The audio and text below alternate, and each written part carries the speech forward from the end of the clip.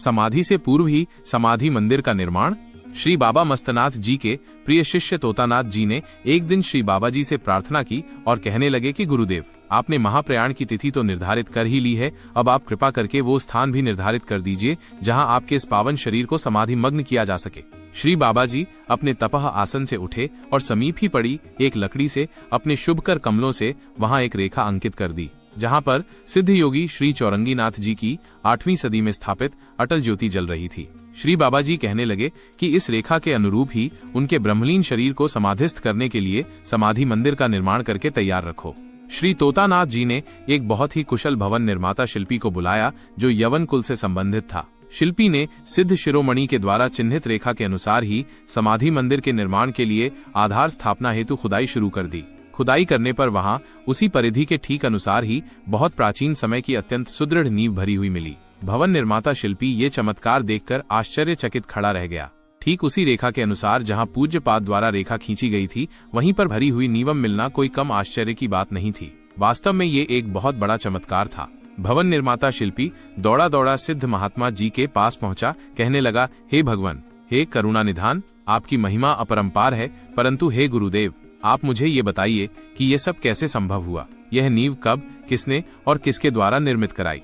सिद्ध शिरोमणि श्री बाबा मस्तनाथ जी ने कहा, हे यवन शिल्पी, यह प्राचीन काल की नींव तुम्ही ने अपने हाथ से किसी युग में निर्मित की थी। यह प्राचीन नींव किसी अन्य के द्वारा अथवा अन्य व्यक्ति के समाधि मंदिर के लिए निर्मित नहीं हुई थी। यह सुनकर भवन निर्माता शिल्पी आश्वस्त हो गया और उसने ठीक उसी प्राचीन नींव पर सिद्ध श्री बाबा मस्तनाथ जी के ब्रह्मलीन शरीर को भविष्य में समाधिगत करने के लिए समाधि मंदिर का निर्माण कर दिया। इस प्रकार से वर्तमान समाधि मंदिर का निर्माण विक्रम संवत 1864 की फागुन शुक्ला नवमी से पूर्व ही उनके शिष्य सिद्ध तोतानाथ जी ने करवा दिया था। अनंत विभूषित पूज्यपाद श्री बाबा मस्तनाथ जी का ब्रह्मलीन होना जिन महात्मन की सर्वरिद्धियां सिद्धियां चरण स्पर्श करती है, वह सिद्ध शिरोमणि श्री बाबा मस्तनाथ जी अपनी तपोभूमि स्थल बोहर में विराजमान थे। एक दिन विधड़ान ग्राम निवासी बाबा जी के अनेक शिष्य तथा श्रद्धालु भक्तगण श्री बाबा जी के श्री चरणों में आकर उपस्थित हुए। वो सब मिलकर गुरुदेव से प्रार्थना करने लगे कि हे गोरक्ष स्वरूप, हे धर्मधाम, आप कुछ समय बिघड़ान गांव में पधार कर अपने भक्तों को कृतार्थ कीजिए। श्री बाबा जी ने सबकी प्रार्थना स्वीकार कर ली और वे उनके साथ बिघड़ान ग्राम में जा पहुंचे। ग्राम वासियों ने श्री बाबा जी का गांव में पहुंचने पर हार्दिक अभिनंदन किया। शिष्य व अन्य भक्तगण श्री बाबा जी की सेवा करते हुए अक्षय पुण्य का लाभ लेते रहे। अपनी निर्वाण तिथि समीप आई जानकर सिद्ध योगी श्री बाबा मस्तनाथ जी ने अपने सभी शिष्यों को बिघड़ान गांव में ही बुलवा लिया।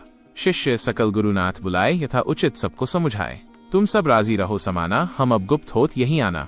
अपने समस्त शिष्यों को सदैव सुखी रहने का आशीर्वाद देकर कहा कि हे शिष्यों, भक्तों एवं समस्त ग्रामवासियों, तुम सदा प्रभु भजन में लीन रहना। शरीरांत के पूर्व ही श्री बाबा ने ये घोषणा कर दी थी कि मेरे पार्थिव शरीर को अस्थल बोहर निवासी मेरे शिष्यगण ले जाकर पूर्व निर्धारित समाधि स्थल पर ही मुझे समाधि दें। अनुसार श्री बाबा जी ने इस भौतिक जगत से प्रयाण करते समय ग्रामवासियों से कहा, हे भक्तों, मेरे निर्णय और दिए हुए वचन के अनुसार मुझे अस्थल बोहर की तपोभूमि और उसी पवित्र स्थल पर ले जाना। इस संबंध में आप बोहर वासियों को सूचित कर दें। ये कहते हुए श्री बाबा जी ने विक्रम संवत 1864 की फागुन शुक्ला नवमी के दिन अपने योगबल से अपनी प्रायवायु को प्राणायाम के द्वारा एवं ओम की ध्वनि के साथ ब्रह्म में लीन कर लिया। 1 सहस्त्र अरु 8 सी 9वीं तिथि फागुन सुदी 64 संवत अंत मस्तनाथ गुप्तंत। सिद्ध श्री बाबा मस्तनाथ जी के ब्रह्मलीन होने का समाचार विद्युत वेग से सारे प्रदेश में फैल गया। गांव के भक्तों ने अपनी अपनी श्रद्धा के अनुसार अपने अपने अधिकार को प्रदर्शित करते हुए श्री बाबा जी के भौतिक शरीर को उठाने का प्रयास किया, किंतु उस गांव के सैकड़ों लोग मिलकर भी श्री बाबा जी के पार्थिव शरीर को नहीं उठा पाए। इसके पश्चात बोहर वासियों ने सहज ही श्री बाबा जी के पार्थिव शरीर को उठाकर बोहर की ओर प्रस्थान किया। आश्रम में पहुंचकर जिस स्थान पर श्री बाबा जी को समाधि देनी थी, कुछ देर के लिए श्री बाबा जी के पार्थिव शरीर को शिष्यों, भक्तों एवं ग्रामवासियों के दर्शनार्थ हेतु रख दिया। श्रद्धालु भक्तों ने जब दर्शन करने के लिए कंबल हटाया तो देखा कंबल के नीचे श्री बाबा का स्थूल शरीर नहीं था। उनके स्थान पर केवल कंबल ही मौजूद था। कंबल को ही उपस्थित भक्तों ने दंडवत प्रणाम किया और पुष्पांजलि समर्पित की। वहां पर उपस्थित एक सती ने श्री बाबा जी के ब्रह्मलीन शरीर कंबल को देखकर शंका प्रकट की। एक सती ने बात चलाई, हम जानत थे गोरक्ष भाई, सो ये गोरक्ष होवे नहीं, ये संशय उपज्यो मनमाही।